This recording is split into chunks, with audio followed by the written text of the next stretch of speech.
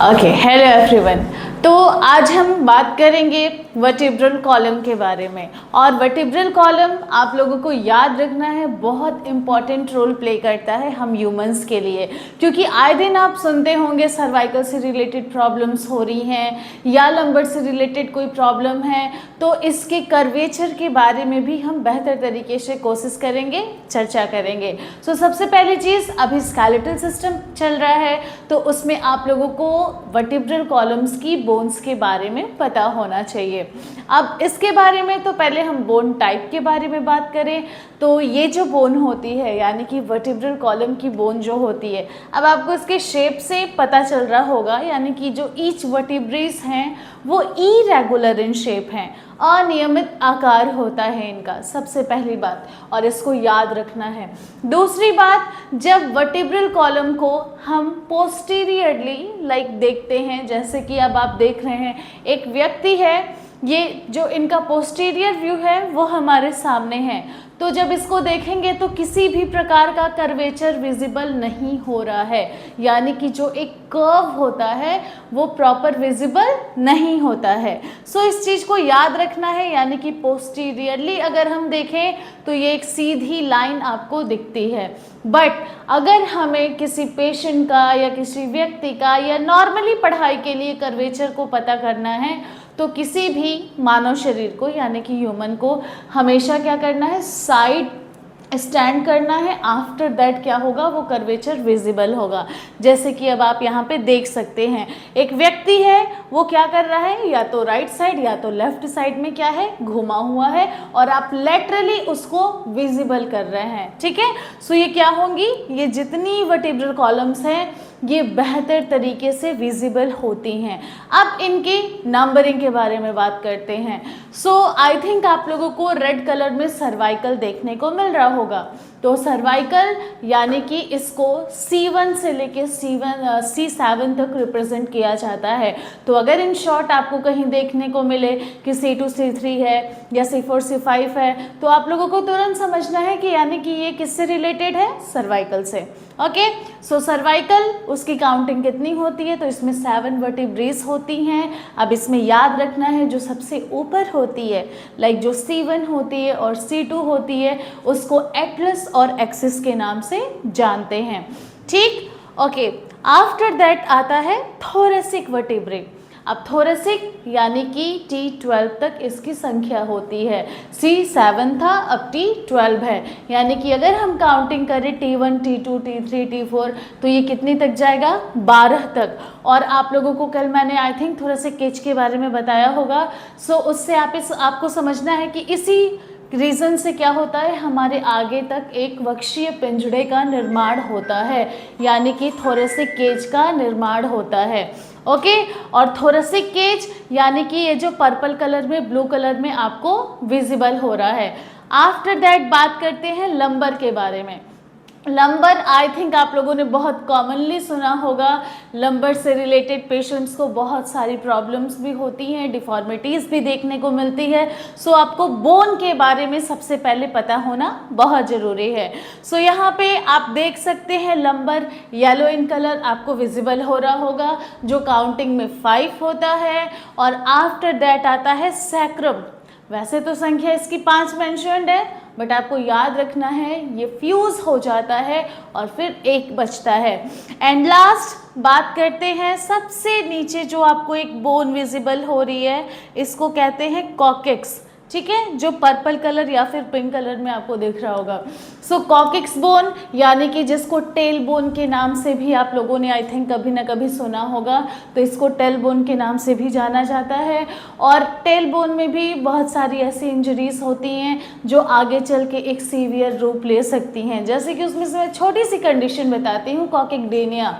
आप लोगों ने कॉमनली सुना होगा, कोई व्यक्ति अगर गिर गया है, गिरना इन द सेंस कि गिर के बैठ गया है बहुत हाई प्रेशर से, सो कभी कभी क्या होता है, ये जो कॉकेक्स है ना, इस पे क्या होता है, हार्म पहुंचता है, इफेक्ट होता है, और उस समय पे उस व्यक्ति ने ध्यान नहीं दिया, आगे चल के एक इन्फ्लेमेशन क्रिएट हुआ, जिसके बाद पेशेंट को कहीं सेटिंग में बहुत ज़्यादा दिक्कतों का सामना करना पड़ता है, और उस कंडीशन को कॉकिक-डिनिया कहते हैं। कभी हम इसके बारे में भी चर्चा करेंगे। सो फाइनली आप लोगों ने देख लिया वर्टिब्रल कॉलम में जो मोस्ट इम्पॉर्टेंट 5 बोन्स थे, जिनके नेम्स को आपको याद रखना है, जिसको वर्टिब्रल कॉलम की बोन्स कहते हैं। सो पहली है cervical, after that thoracic, after that lumbar, then sacral and last coccyx है। अगर बात करें सर्वाइकल, तो फ्रंट रीजन में क्या आता है, या मुझे लोकेशन नहीं याद हो रही है, मैं कैसे लोकेशन याद रखूं? सो उसके लिए जो नेक वाला हमारा रीजन है ना, उसके ठीक पीछे आप पाल्पिटेट करेंगे, ऑसिपिटल के नीचे से हमारी एटलस एक्सिस यानी कि C1 C2 से क्या होता है, सर्वाइकल स्टार्ट होता है। थोरेसिक रीजन तो मैंने आपको बताया, थोरेसिक केज, यानी कि अगर आपने रेप्स के बारे में, स्टर्नम के बारे में पढ़ लिया है, सो वहाँ से आपको क्लियर होगा कि इसी केज के अंदर हमारे फेफड़े होते हैं, हृदय होते हैं। तो इस लेवल पे क्या होता है, थोरेसिक वर्टिब्रे पाई जाती है। आफ्टर दैट लंबर, लंबर के लिए सबसे बेहतर लोकेशन याद करने का तरीका है कि जो एब्डोमिनल रीजन है ना, लाइक आगे की तरफ क्या है, पूरा एब्डोमेन है, तो उस रीजन पे क्या होता है, ये लंबर पाया जाता है। और ठीक उसी के नीचे क्या है, सैक्रल बोन प्रेजेंट होती है। एंड लास्ट बोन, जिसको टेल बोन के नाम से जानते हैं, वो क्या है, कॉकिक्स है, जो संख्या में ऑब्वियसली 1 होता है।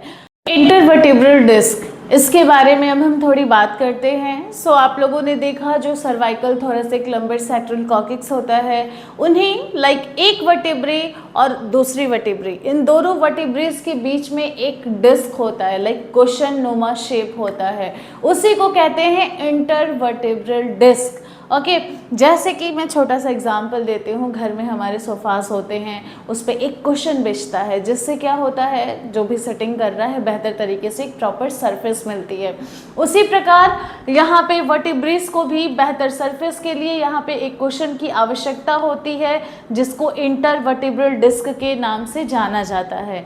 यानी कि जो डिस्क है एक कुशन का काम करती है, किन दो चीज़ों के बीच में, जो दो वर्टिब्रेज हैं उनके बीच में एक कुशन नुमा शेप।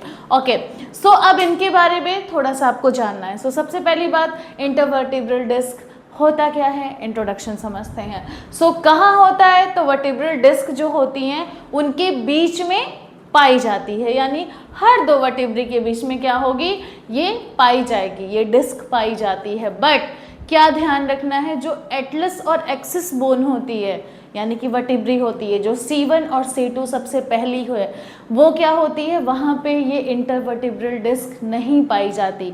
क्यों नहीं पाई जाती, तो उसके पीछे का भी रीज़न आपको पता होना चाहिए। तो वहाँ पे एक ओडोंटॉइड प्रोसेस होती है, ठीक है, जो जाके क्या होती है, C1 से इंटरकनेक्ट हो जाती है।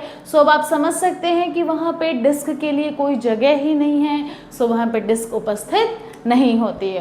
आफ्टर दैट जितने भी हमारे वर्टिब्रेज हैं, डिस्क पाई जाती है, और डिस्क के बारे में आप लोगों को पता होना चाहिए, क्योंकि बहुत सारे ऐसे लाइक केसेस कमर दर्द के या डिस्क प्रोलैप्स के या डिस्क बल्ज के देखने को मिलते हैं। सो उसको पढ़ने से पहले हमें इन बेसिक्स की जानकारी होनी ज़रूरी है। तो उसके बाद आप लोगों को याद रखना है, यहाँ पे मेंशन भी है, एटलस और एक्सिस में नहीं पाई जाएगी, ठीक है। अब फाइब्रोकार्टिलेज से बनी होती है, सबसे पहली चीज़ आपको याद रखना है, जिसको एन्युलस फाइब्रोसिस कहते हैं। यानी कि जो डिस्क होती है ना, जैसे कि ऐसा कुछ अगर स्ट्रक्चर है डिस्क का, ठीक है, तो इसको भी अगर हम थोड़ा सा क्या करें, डिवाइडेशन कर दें, जैसे कि ये बीच का पार्ट अलग कर दें, और जो बाकी रिमेनिंग पार्ट्स हैं उनको मैं अलग कलर से थोड़ा सा वो कर देती हूँ, जिससे कि चीज़ों को आप बेहतर तरीके से समझें। तो अब आप देख सकते हैं जैसे कि ये क्या है, एक डिस्क है, ठीक है। अब इसके ऊपर और नीचे क्या होगा, तो ऑब्वियसली वर्टिब्रीज होंगी। देन तो दो वर्टिब्री के बीच में एक क्या है, ये डिस्क पाया जा रहा है। ओके, अब क्या बता रहा है, जो फाइब्रोकार्टिलेज से बना होता है और उसको एन्युलस फाइब्रोसिस कहते हैं, ठीक है। तो ये जो किनारे किनारे आपको ग्रीन कलर में पूरा रीजन दिख रहा है ना, ये क्या है, एन्युलस फाइब्रोसिस है। ओके, दूसरी बात, अब इसी एन्युलस फाइब्रोसिस के केंद्र में यानी कि सेंटर पे बीच में क्या पाया जाता है, एक जिलेटिनस मटेरियल से भरा हुआ होता है, जो आपको इस स्क्रीन पे रेड इन कलर में बेहतर तरीके से विजिबल हो रहा होगा, जिसको न्यूक्लियस पल्पोसस कहते हैं। अब न्यूक्लियस पल्पोसस क्या होता है ये आप लोगों को पता होना चाहिए। तो मैंने क्या बताया, जो क्या होता है, एक जिलेटिनस मटेरियल होती है और किसके सेंटर में होता है, तो ऑब्वियसली एनुलस फाइब्रोसिस के सेंटर में होता है। जो मैंने आप लोगों को क्वेश्चन बताया ना, उसी क्वेश्चन के सेंटर की बात हो रही है, जिसको न्यूक्लियस पल्पोसस कह रहे हैं। ठीक, अब इसका काम क्या होता है, ठीक है बॉडी में उपस्थित है, बट उसका फंक्शन भी तो पता होना चाहिए। तो लाइक हम जब फॉरवर्ड बेंडिंग करते हैं या बैकवर्ड बेंडिंग करते हैं या साइड बेंडिंग करते हैं, जिसको लेटरल भी कह सकते हैं, तो इन बेंडिंग्स में ये हमें क्या करती है, हेल्प प्रोवाइड करती है। यानी कि जो हमारी स्पाइन से स्लाइटली मूवमेंट्स हो रहे हैं ना, उसमें ये बहुत इंपॉर्टेंट रोल प्ले करती है। और यहाँ पे ये मेंशन भी है कि रिस्पॉन्सिबल फॉर स्लाइटली मूवमेंट। तो अभी आप लोगों ने इंटरवर्टिब्रल डिस्क के बारे में पढ़ा, समझा, और इसको आप बेहतर तरीके से ध्यान रखिएगा, क्योंकि नेक्स्ट लेक्चर में भी हम वर्टिब्रल कॉलम पे ही बात करेंगे। सो आज के लिए इतना ही। Thank you everyone.